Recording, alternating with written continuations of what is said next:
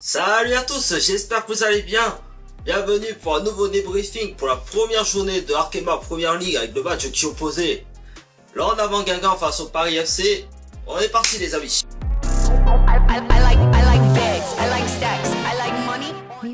Donc pour parler un petit peu de ce match face à l'En Avant Guingamp, bon, je vais pas vous cacher que après cette débâcle mercredi dernier contre Manchester City, sur le score de 5-0, parce que j'imagine tout comme moi que vous aussi ils étaient dans l'interrogation de comment ils allaient se relever ce dimanche contre l'En Avant Guingamp. Eh ben honnêtement c'est une chose réussite. Après c'est vrai que Sandrine Soubeyran a fait tourner son effectif, bon, histoire de préserver un petit peu pour le match retour contre City, même si ça paraît peu probable qu'elles arrivent à retourner la situation en leur faveur, surtout avec un score pareil. Mais bon, elle a voulu tourner un petit peu son effectif. Donc, comme vous pouvez voir à l'écran, donc notamment avec la première de Inès Marquez, donc à la place de Chiamaka Nadozi, on se demande pourquoi elle n'était pas présente sur la feuille de match. Est-ce qu'elle a été écartée du groupe suite à sa contre-performance contre City mercredi soir, ou est-elle blessée? On sait même pas, et on n'a pas plus d'informations que ça en plus, c'est ça le pire. Ensuite avec la première apparition donc de Maël Garbino et de Kessia Bussy dans le 11 de départ, à la place de Bourdieu et de Julie Dufour qui était sur le banc des remplaçantes. Et puis après, il n'y a pas grand changement à prononcer en vrai, que c'est un 11 plus que classique. Et ça nous a permis aussi de découvrir un trio d'attaquantes vraiment inédites, enfin, depuis que Kessia Bussy et Maël Garbino sont arrivés au club du Paris FC.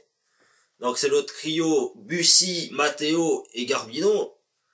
Et bien autant vous dire que ça a beaucoup secoué cette équipe guingampaise, hein, parce que franchement, en une période les amis, 5 buts marqués, tout va bien.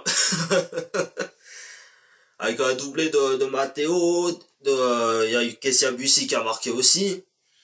Il y a Maël Garbino qui a fait une superbe frappe dans pleine lucarne, dans un angle fermé en plus. Et Gaëtan Tiné aussi qui a ajouté son premier but de la saison. Voilà, après c'est vrai que la première période était déjà bouclée pour les Parisiennes. Alors après, c'est vrai quand on regarde un petit peu ses adversaires, bon, fallait s'attendre aussi que ce soit un effectif assez jeune, parce qu'il y a eu pas mal de départs de joueuses cadres pendant ce mercato estival. Donc que ce soit Sarah Cambo, Laurie Teinturier, Émilie Ezekiel, il y a eu Traoré aussi. Je sais plus comment elle s'appelle, mais voilà. C'est un nouveau départ aussi pour cette équipe guingampaise, mais qui n'a pas démérité dans ce match non plus. Ouais, je pense ce qui a pêché un petit peu dans cette animation bretonne, c'est surtout dans les derniers mètres. Parce que elles arrivaient quand même à approcher dans le camp des Parisiennes. Mais après, elles perdaient trop souvent le ballon sur des petits déchets. Bon, j'imagine il faut beaucoup encore travailler aux entraînements. Mais bon, après, c'est que le début de la saison. Et quand on connaît cette équipe de Guingamp, en qui ça fait déjà 3-4 saisons qu'elles se maintiennent en bas du tableau, certes, mais qui se maintiennent. Quand même, pour rappeler que l'année dernière, elles ont fini 10e avec 3 points d'avance sur les Bordelaises, qui malheureusement sont rétrogradées en national. Non, ça c'est chez les mecs, ça. en régional 1, pas au football amateur, quoi. Merci GG Lopez. Comme je dis, cette équipe bretonne, elle a pas à rougir de cette sévère défaite. Alors c'est sûr que ça fait mal de se prendre 6 buts dans la gueule, mais je pense qu'il y avait quand même les moyens au moins de réduire le score à 6-1, quoi. Surtout en fin de match. Notamment, vu que les Parisiennes ont laissé un petit peu plus les Guingampaises s'exprimer. Mais après, hein, comme je dis, c'est toujours les derniers mètres qui sont un peu pêchés dans cette animation. Même avec une joueuse qui aujourd'hui devient cadre comme Alison Penninghel, qui a eu beaucoup de mal a trouvé la faille dans les cages de Inès Marquez, d'ailleurs qui signe son premier clean sheet de la saison. Parce que moi, c'est vrai que quand je vois Inès Marquez aujourd'hui, enfin moi je l'avais vu déjà un petit peu l'année dernière, notamment avec les matchs de Coupe de France, et qui avait débuté contre le Racing Club de Lens. Après il y avait les Havraises, et en demi-finale contre le Paris Saint-Germain. Et je trouve que voilà, ses performances étaient assez correctes dans l'ensemble. Après, c'est sûr que voilà, l'expérience de Chiamaka Nadosi sert un petit peu malheureusement d'obstacle pour Inès Marquez et Alizé Flagella, donc qui est la troisième gardienne. Et je trouve qu'elle se débrouille pas mal, hein, déjà pour une première titularisation officielle avec l'équipe professionnelle. Je trouve ça pas mal, quoi. D'ailleurs, dites-moi en commentaire ce que vous avez pensé de sa performance. Bon, même si elle a pas eu forcément de grands dangers à déplorer devant sa cage, face à elle, face à cette équipe bretonne. Après, c'est sûr que ça aurait été l'Olympique Lyonnais ou le Paris Saint-Germain, je pense que les choses auraient été un petit peu plus différentes.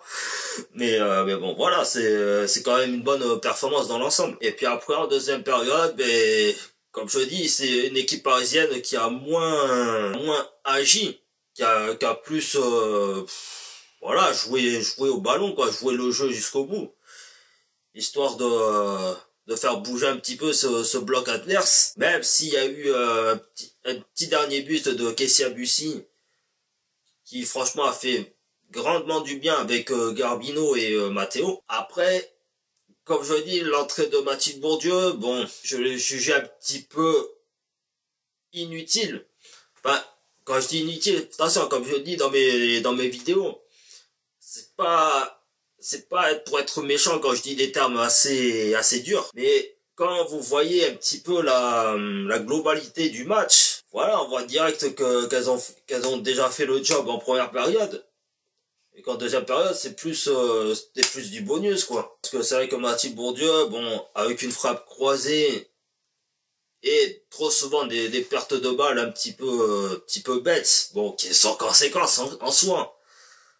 Mais je pense qu'il fallait la préserver pour le match contre City ce jeudi là, qui arrive en plus à 20h je crois, un truc comme ça. Donc bon, j'ai trouvé son entrée en jeu pas utile, mais sans l'être vraiment, quoi. Après c'est sûr que Mathilde Bourdieu, on attend beaucoup plus de sa part, parce que bon, faut quand même rappeler les faits que elle n'a plus marqué de but depuis l'année dernière lors des fins de match aller contre Montpellier. Mais bon, là, sur ce match contre Guingamp, bon, comme je dis, c'était le petit bonus, quoi, on va dire. Mais ce fut une très belle victoire qui soulage un petit peu la plaie contre City à domicile pour les phases, le match aller de ce deuxième tour préliminaire. Là, il va falloir vraiment s'accrocher pour jeudi, c'est sûr et certain.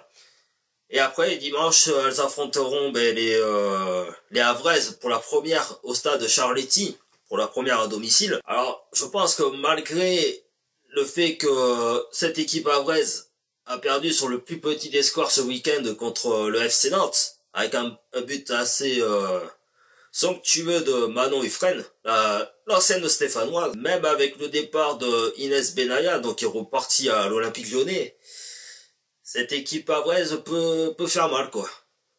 Peut faire mal, et je pense que vous savez tous de quoi je parle de l'année dernière, quand ça a mené 2-0 en première période, et qu'il y a eu la remontada de Luna Ribadera, d'ailleurs qu'on attend toujours son retour, parce que j'ai vu ça sur les réseaux encore 2-3 semaines, il me semble, un truc comme ça.